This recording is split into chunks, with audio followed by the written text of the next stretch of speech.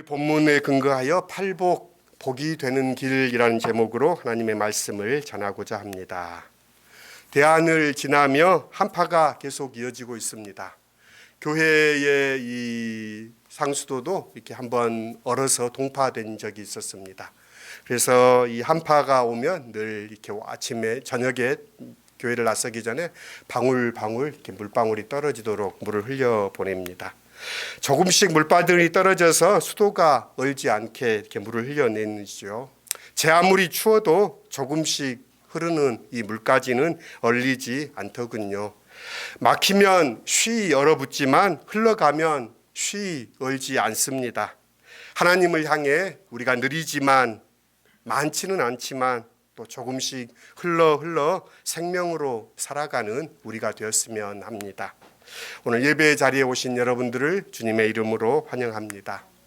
유대인들이 주된 구성원이었던 신앙 공동체, 그 신앙 공동체의 저술로 알려진 복음서가 오늘 우리가 읽은 마태복음입니다. 마태복음은 유대인 독자들에게 친숙한 모세의 흔적과 오경의 요소들이 발견됩니다.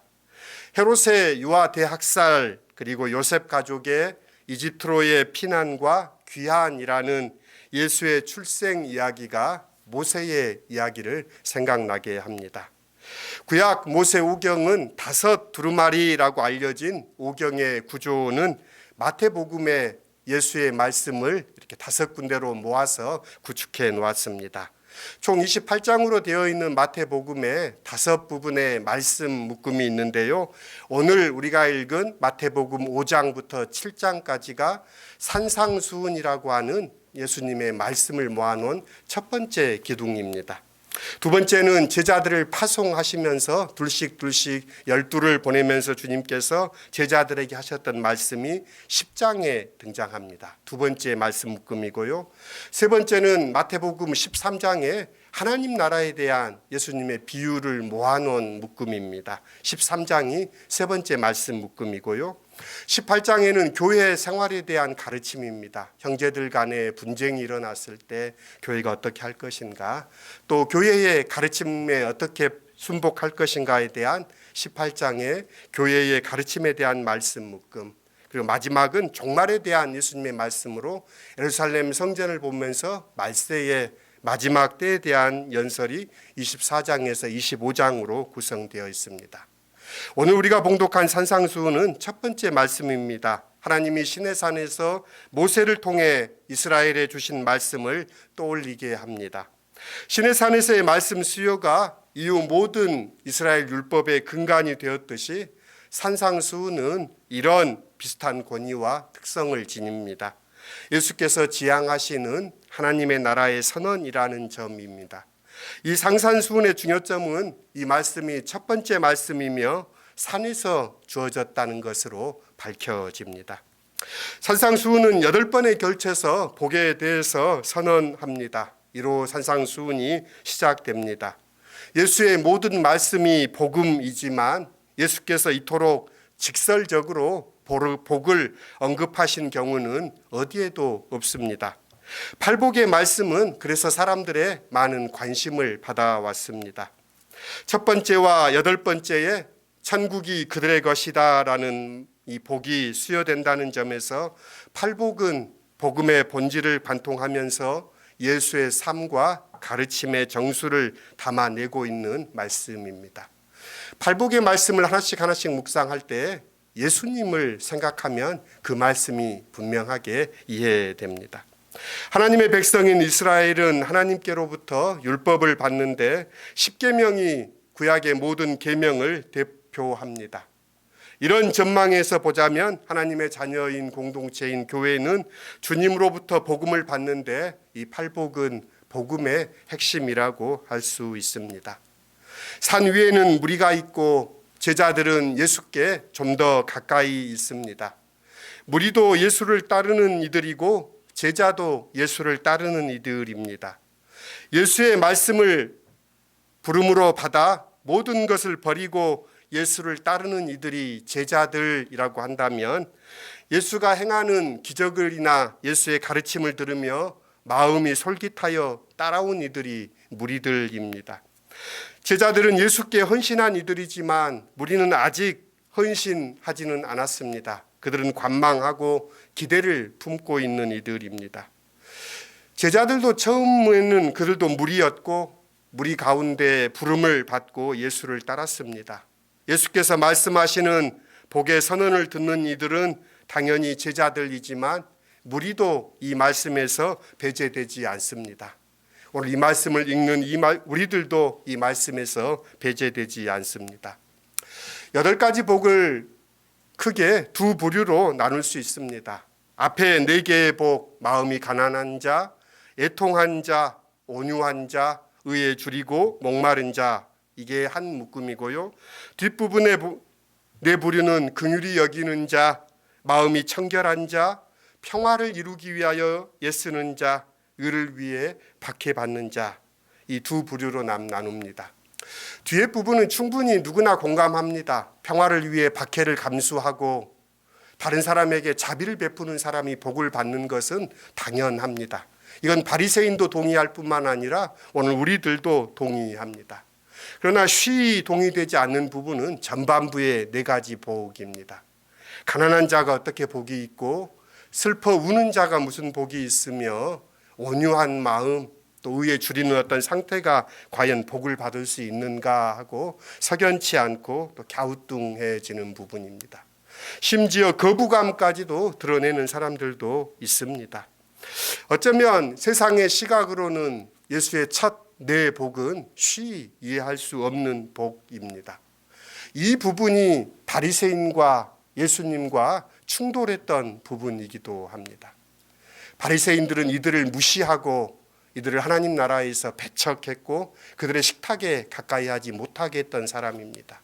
그러나 예수께서는 그들을 가까이 하셨고 그들의 식탁에 그들을 초대했다는 것입니다. 예수께서 하신 말씀을 따르면 하늘나라는 모든 사람의 예측을 뒤집습니다.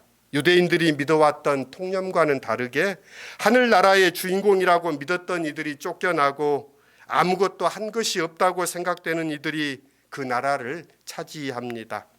주님의 이름으로 예언을 하고 귀신을 쫓아내고 기적을 행하는 사람들을 향해 예수께서는 나는 너희를 모른다라고 말씀하십니다. 12시간 동안 포도원에 들어와 일한 품꾼과 1시간만 일한 품꾼이 하늘나라에서 똑같이 한 데나니올의 품삯을 받습니다. 이처럼 하늘나라의 가장 큰 특징은 우리의 생각을 뒤집는 것입니다. 역전 뒤집힘입니다. 꼴찌가 첫째가 되고 첫째가 꼴찌가 됩니다. 세상의 권력을 가진 왕들이 왕자에서 끌어내리고 비천한 사람이 높임을 받는 것입니다. 거지 나사로는 괴롭게 살았으므로 아브라함의 품에 안기고 호사를 누렸던 부자는 불 속에서 고통을 받습니다. 마태복음이 전하는 8복 중 이 앞에 4가지는 이러한 뒤집힘의 특징을 반영합니다. 먼저 된 자가 나중되고 나중된 자가 먼저 된다는 예수님의 말씀입니다.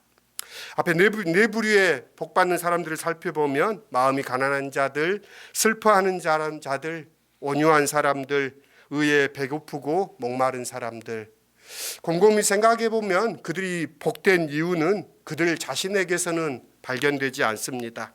그들의 삶이나 행동에서 인정받을 무슨 가치를 찾아낼 수도 없습니다. 마음이 가난한 이들은 그저 가진 것이 적은 사람들이 아니라 버림을 당한 이들로서 세상에서 희망을 가질 수 없는 사람들을 뜻하기 때문입니다. 또 애통할 이들은 즐거워할 이유를 상실한 이들입니다. 온유한 이들은 겸손한 이들이 아니라 발에 밟혀도 될 정도로 수치와 무시를 당하는 사람들이기 때문입니다. 의에 줄이고 목마른 사람들이란 의를 갈망하고 의를 추구하는 사람들이 아니라 불의와 부당함을 겪고 있는 사람들입니다. 생각해보면 이들은 한결같이 주류에 끼지 못하는 소수이며 주변으로 물려난 이방인들에 불과합니다. 세상은 그들을 불쌍히 여기다고 혀를 찰지는 모르지만 그들이 복이 있다고 하지 않습니다. 애초에 그들은 복과 상관없는 어쩌면 벌이나 저주를 받는다라고 사람들은 불렀습니다. 그런데 예수께서는 이들이 복이 있다고 선언합니다. 세상에 버림을 받은 사람들이 하나님 나라의 선택을 받습니다. 세상에서 기뻐할 이유가 없는 사람들이 하늘나라의 위로를 얻습니다. 수치와 무시 속에서 세상의 유업을 상속받을 권리를 상실한 이들이 하나님 나라의 땅, 약속의 땅이 주어집니다. 땅에서는 정당하고 공평한 대접을 받지 못한 자들에게 공정하고 의로운 판결이 내려질 것입니다. 그들은 이 세상에서 가지지 못한 것들로 인하여 복이 수여됩니다. 이것이 어쩌면 조건 없이 수여되는 역전의 복입니다. 하늘나라, 하나님의 나라의 가장 큰 특징은 이런 역전이 일어난다는 것입니다. 왜 하늘나라에서 역전이 일어나는 것인지 묻지 않을 수 없습니다.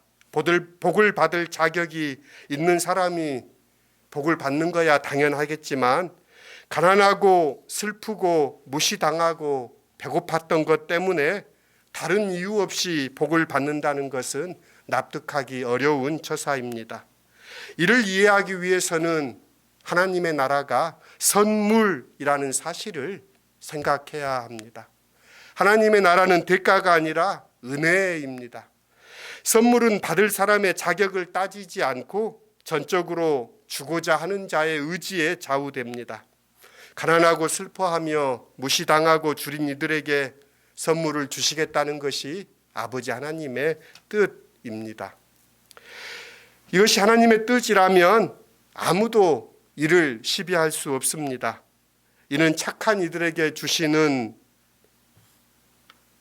상 주시는 일보다 우선적으로 하나님이 세상을 통치하는 방식입니다. 왜냐하면 하나님은 모든 생명 있는 것들의 아버지이기 때문입니다. 아버지는 대가를 주시기에 앞서 은혜를 주시는 분입니다. 그 은혜의 하나님을 우리는 바라봅니다. 물론 하늘나라는 선물이기도 합니다. 또 뿐만 아니라 상이기도 합니다. 뒷반부 4개의 복은 이러한 상에 대한 언급입니다. 예수께서도 기뻐하고 즐거워하라, 너희 상이 크다라고 말씀하십니다. 선물은 자격을 따지지 않지만 상은 받을 자격이 있는 사람들에게 주어집니다. 긍휼히 여기는 삶을 사는 사람, 마음이 깨끗한 사람, 평화를 이루는 사람, 의를 위해 고난받는 사람들의 하늘나라의 상을 받을 자격이 있습니다. 이들의 공통점은 그들 모두가 하나님 나라를 바라고 그 나라를 위한 삶을 살았다는 데 있습니다. 자비와 깨끗한 마음과 평화와 의는 모두 하나님의 뜻이며 하나님 나라의 특징입니다. 이를 위해 산 사람은 복이 있으며 그들은 상으로서 하늘나라를 받습니다.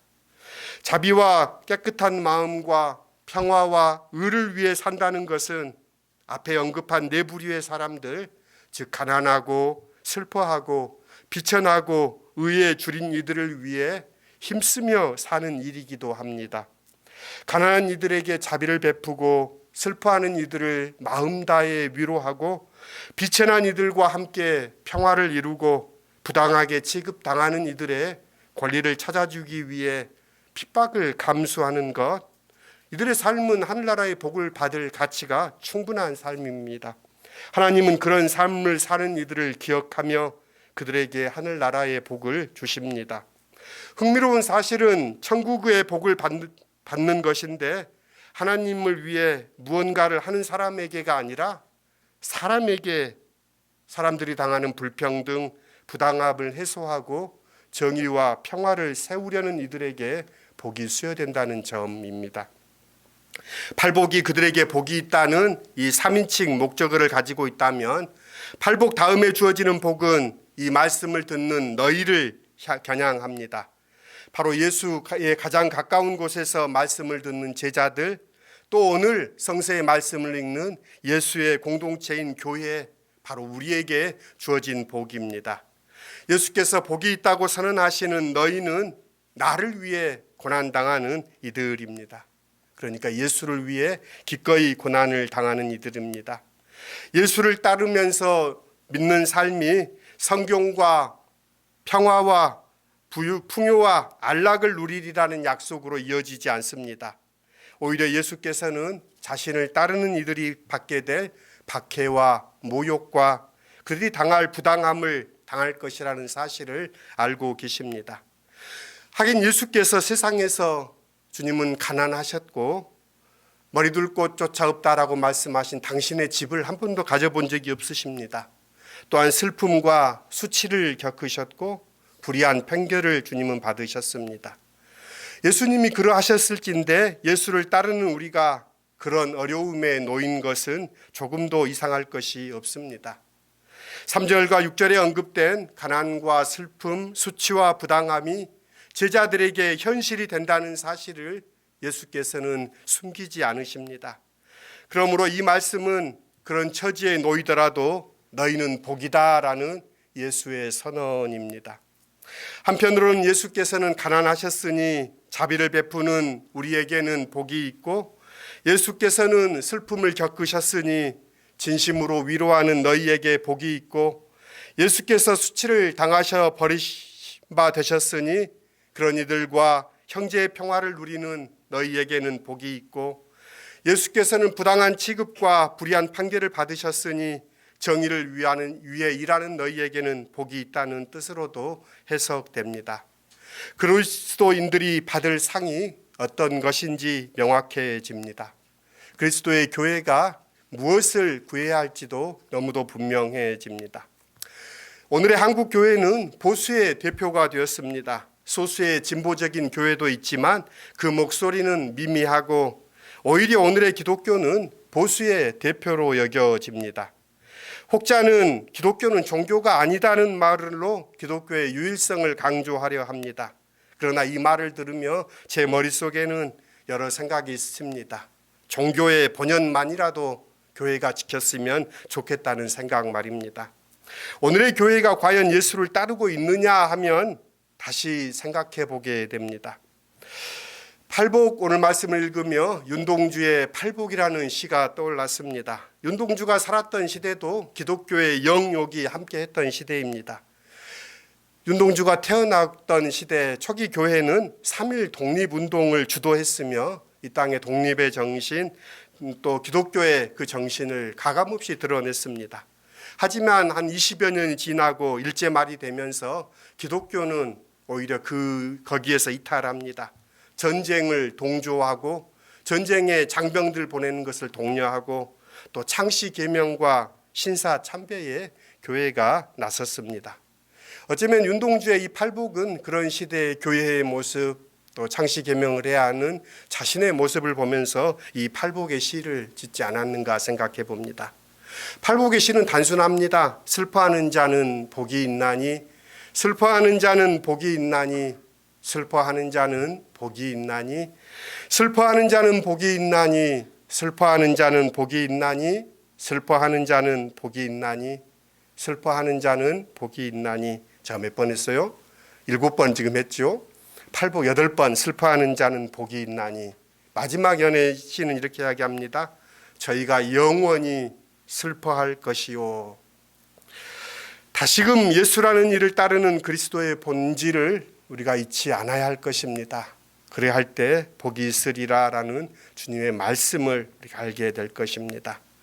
오늘의 교회가 예수의 그 고귀한 희생, 십자가의 용서와 그 은혜를 값싼 은혜로 바꾸어 버렸습니다. 보네퍼는 이를 통렬히 비판했습니다.